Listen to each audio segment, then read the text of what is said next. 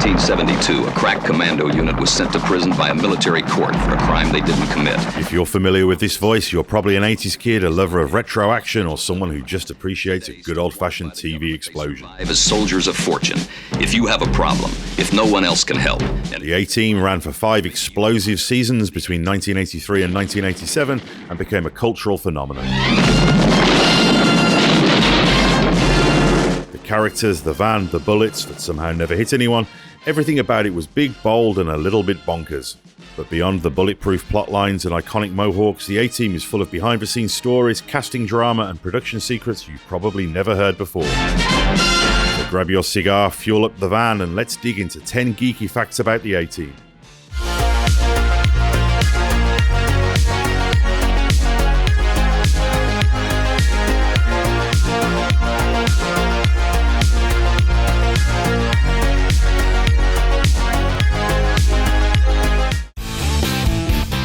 Fact 1. The show almost never aired. Let's start with a shocker. The A-Team nearly didn't make it on air. The show's co-creator Stephen J. Cannell pitched the idea of a kind of Dirty Dozen meets the Magnificent Seven with a dash of Mission Impossible and a whole lot of cartoon logic. NBC didn't really get it. They thought it was too violent, too silly, and didn't think the characters would connect. NBC finally gave in, but only allowed the pilot to air as a one-off special right after the 1983 Super Bowl, which is a blessing and a curse. Great exposure, but if it flopped, it would flop big. Spoiler, it didn't flop. The pilot episode was a hit, pulling in more than 26 million viewers and launching the show into primetime stardom. Sometimes the best plans do come together. Fact 2. Mr. T almost wasn't BA. The face of the franchise, the gold chains, the mohawk, the I pity the fool. But Mr. T almost didn't get cast. NBC executives were skeptical. Sure, Mr. T had stolen the spotlight in Rocky III as Clubber Lang, but was he really actor material? He wasn't classically trained, he was rough around the edges, and he didn't exactly blend in. But Cannell believed in him. He wanted a real-life tough guy who didn't need a stunt double every time someone threw a punch. He even told the network, "You're not casting B.A. Baracus, you're casting Mr. T." Once the audience saw him toss bad guys through windows and deadlift cars, they agreed. Fun fact, Mr. T once said he based B.A. on his own older brother, a mechanic who hated flying. Sound familiar? Fact 3. Face was recast after one episode. Remember the pilot episode? If Face looks off to you, you're not crazy. Originally, Tim Dunnigan played Templeton Faceman Peck in the pilot, but right after it aired, producers made a quick change.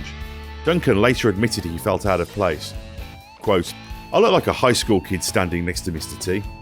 NBC agreed.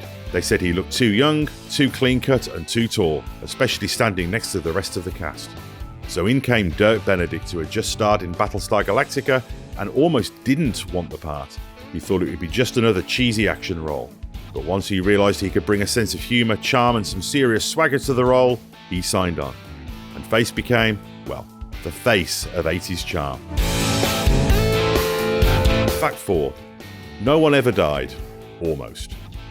Let's be real, the A-Team is basically a war zone in every episode. Bullets fly, cars explode, helicopters crash. But here's the kicker, almost nobody ever dies.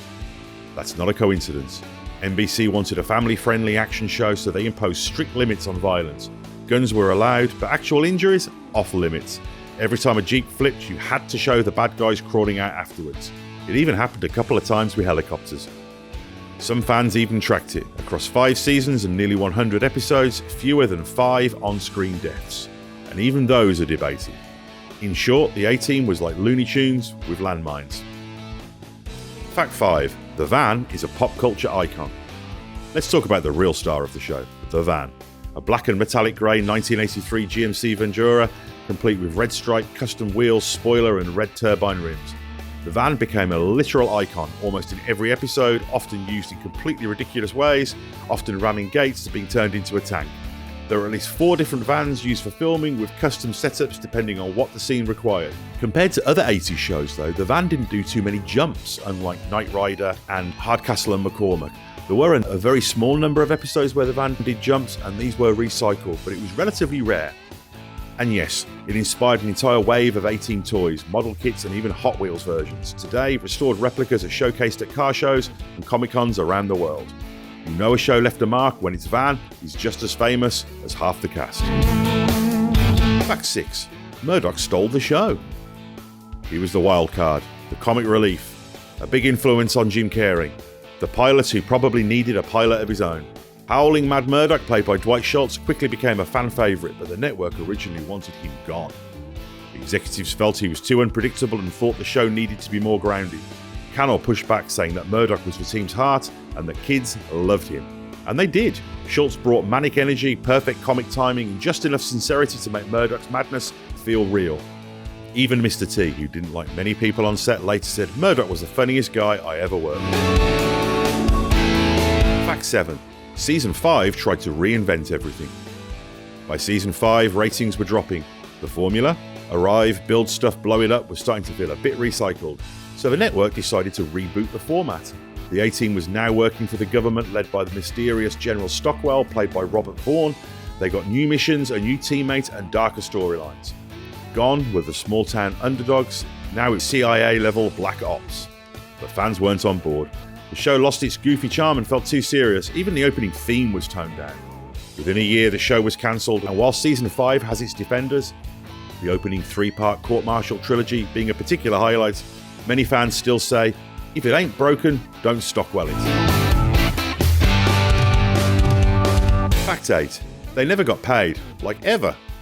Here's something weird. The A-Team are mercenaries, but you almost never see them actually get paid. Think about it, every episode they help someone out of trouble, sometimes rebuilding entire towns, blowing up factories or fighting off gangs, and then just leave. No cash, no thank yous, not even a fruit basket. In reality, this was part of the show's moral code. The A-Team helped people not for money, but because it was the right thing to do. Still, you'd think Face could at least get reimbursed for gas. Fact 9. George Pepard versus, well, everyone. George Pepard played the cigar-chomping leader Hannibal Smith with cool confidence, but off-screen things weren't quite so smooth. Pepard, a classically trained actor with a history in big Hollywood films, didn't exactly vibe with his co-stars. He reportedly clashed with producers, argued about script quality, and famously didn't get along with Mr. T. Pepard apparently resented that Mr. T was getting more fan mail and more merchandising deals. To his credit, Pepard remained professional on-screen, but behind the scenes he kept his distance and was known as gruff and all business. Fun twist, years later Pepard said he regretted the tension and that the A-Team was one of the most fun projects he ever worked on. Fact 10. The legacy never died. Even decades later, the A-Team hasn't lost its appeal. The 2010 film reboot brought in Liam Neeson, Bradley Cooper and Sharlto Copley, and while it was divisive, it introduced a new generation to the franchise. The original show's reruns still air worldwide. There's a massive collector market for A-Team toys and memorabilia. And let's not even get into the parodies. Family Guy, The Simpsons, Robot Chicken, everyone's taken a shot at the A-Team. And of course, that theme song, still absolute fire. If you were a kid in the 80s, the A-Team wasn't just a show, it was a blueprint for what cool looked like. So there you have it, 10 geeky facts about the A-Team that prove it was more than just explosions and one-liners. It was a weird, wild, wonderful piece of TV history. One that somehow still holds up in its totally bonkers way. Got a favourite episode, favourite catchphrase? Think the reboot deserved a sequel? Drop it in the comments. And if you love retro TV deep dives like this one, don't forget to like, subscribe and ring the bell so you never miss a mission. As always, I love it when a plan comes together.